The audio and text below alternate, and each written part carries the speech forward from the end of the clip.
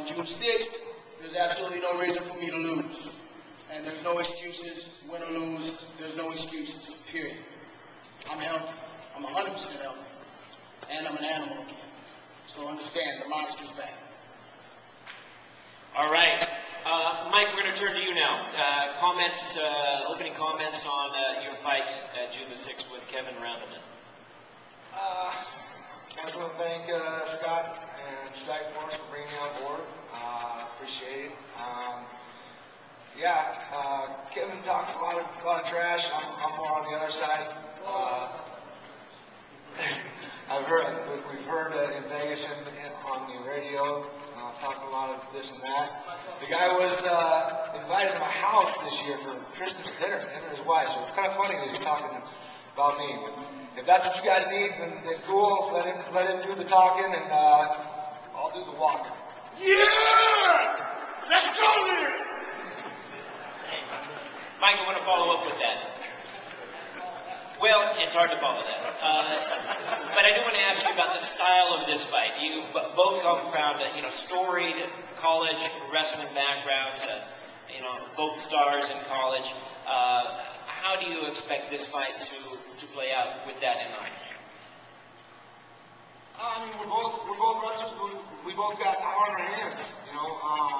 I think both of us have the power in our hands to knock each other out. So, look for fireworks, like you said. I'm ready for fireworks too. So let's do it. All right.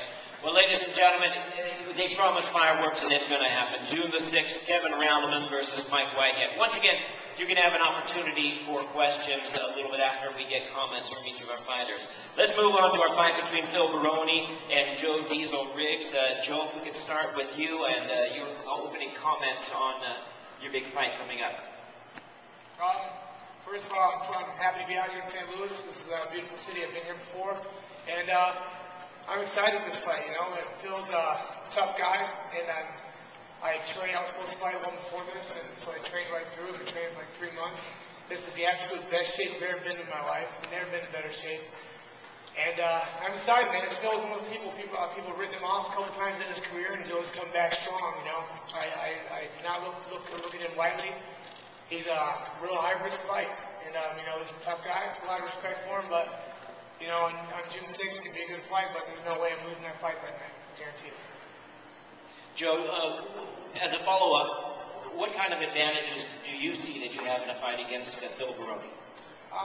At this level, man, you get both of us. You kind of have the same style, wrestling and boxing, and heavy-handed people. So there's no really advantage anywhere, it's just who prepared for the fight, And I've spent many days training in the gym for this fight, and I've been thinking about him every day, every night, going to bed, waking up.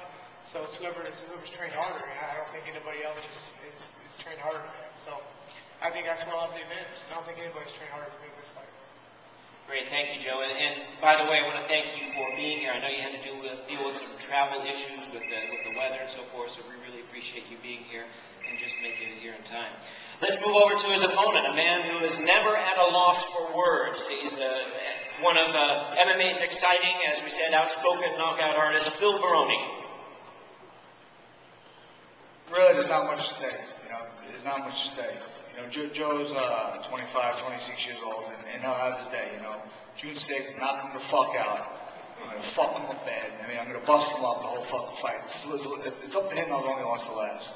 If he wants to last 1 round, or he wants to last 3. I'm going to fuck him up, I'm ready for 15 minutes.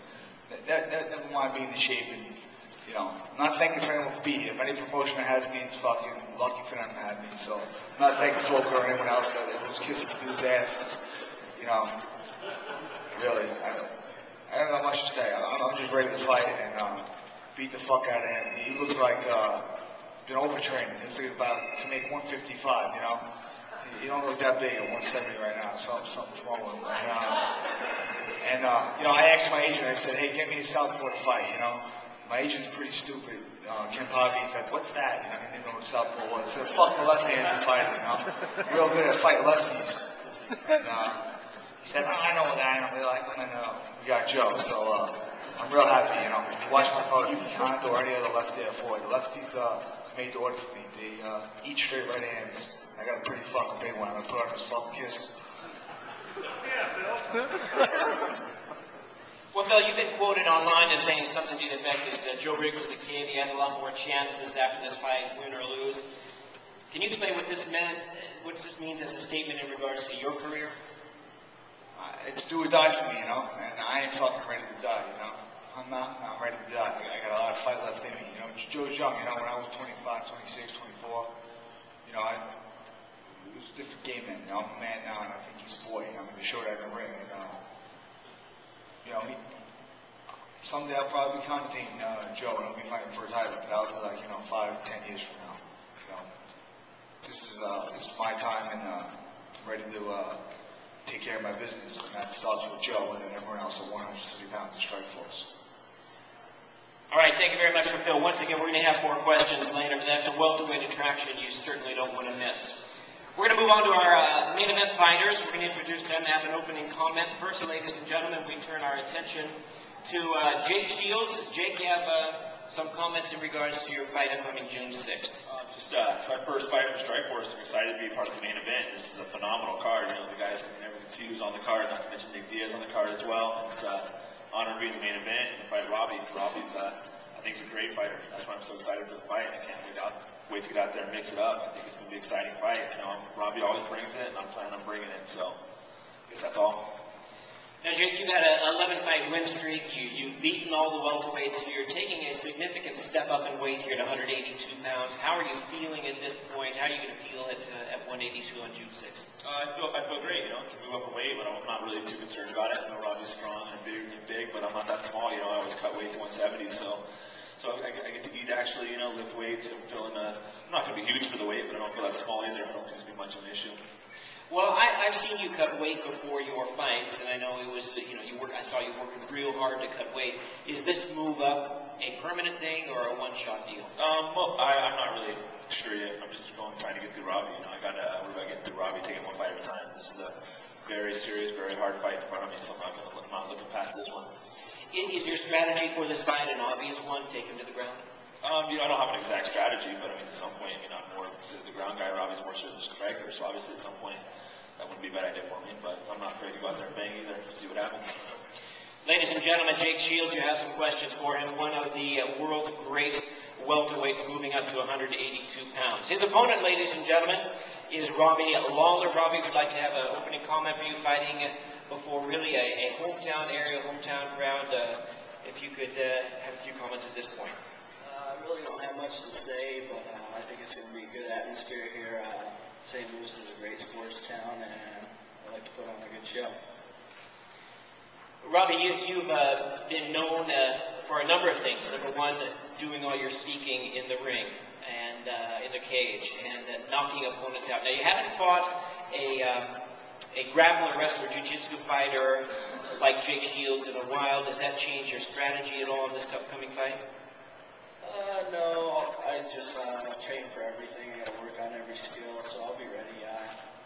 Jake's a real good ground opponent, but for every fight, I'm working on all aspects, so it's not a big deal. A personal fact for you, we know, is that you've been a long time Mike Tyson boxing fan, and in some ways, we can kind of compare your style in the cage like Mike Tyson. You turn on a ferocity that is unmatched. Would you say that's true, that you could be compared to Mike Tyson for MMA, and what pushes that button to turn on such emotional ferocity? I wouldn't compare myself to him, but just going out there and trying to finish people. When I got him hurt, I looked to finish, and that's what I like to do. Well, Robbie Lawler certainly has a reputation of taking on anyone, anytime, anywhere, and he's taken on a tough one in Jake Shields in our main event, June the 6th. Before we go to our questions from the media,